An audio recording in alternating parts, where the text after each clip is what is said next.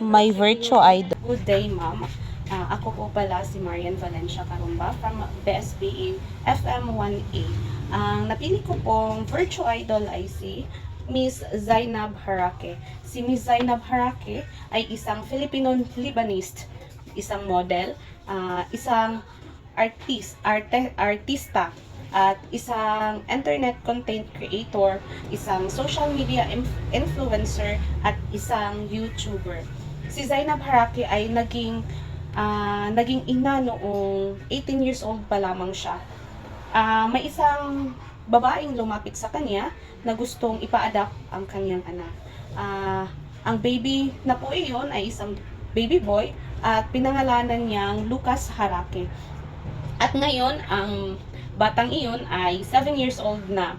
At noong April 28, 2021, nagkaanak siya ng kanyang first baby ng kaniyang boyfriend na si Skastatli, isang baby girl, at pinangalanan niyang Zibiana Bea Harake.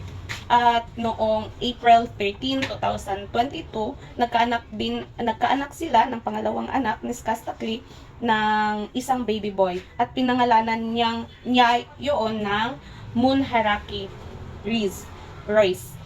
Noong ibinuntis niya ang kanyang pangalawang anak, siya po ay nakunan dahil sa dulot ng kanyang stress, problema, dahil sila ay nag-separate na ng kanyang partner na si Skastatli sa kadahilan ng may babae po si Skastatli. Naging idol ko po siya dahil sa kanyang angkin na katapangan. Dahil noong naganap po iyon, nalaglag ang kanyang anak, ay dahil siya po ay isang content creator, maraming nagbabash sa kanya. Kahit sa maraming nagbash sa kanya po, kanya pa rin pong nalagpasan ang mga problemang iyon. Siya po ay isang matatag na ina. Siya po ay nagpakatatag dahil siya po ay meron pang dalawang anak. Ang taglay niyang katapangan po ay hindi lamang dahil sa pangsariling kapakanan, para rin po sa kanyang anak, at para rin po makatulong sa kanyang mga tinutulungan. Siya po ay meron pong charity na tinutulungan, at tumutulong din po siya sa mga nangangailangan. At naging idol ko po siya dahil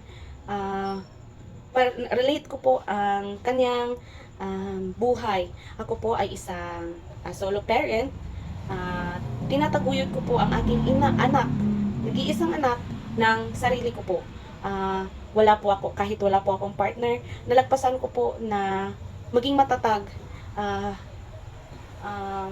tulungan ang sarili ko para sa aking anak, at hindi po hadlang kawalan ang isang kapag mag-isa ka lang po. Hinuhugutan ko po ng lakas ng loob ang aking anak, at higit sa lahat, hinuhugutan ko ng lakas ng loob si Zainab dahil sa taglay ng katapangan at dedikasyon para sa kanyang anak. Nagtatrabaho para sa kanyang anak at makatulong sa ibang tao. Yan lamang po, at salamat sa pakikinig po, ma'am. Maraming salamat.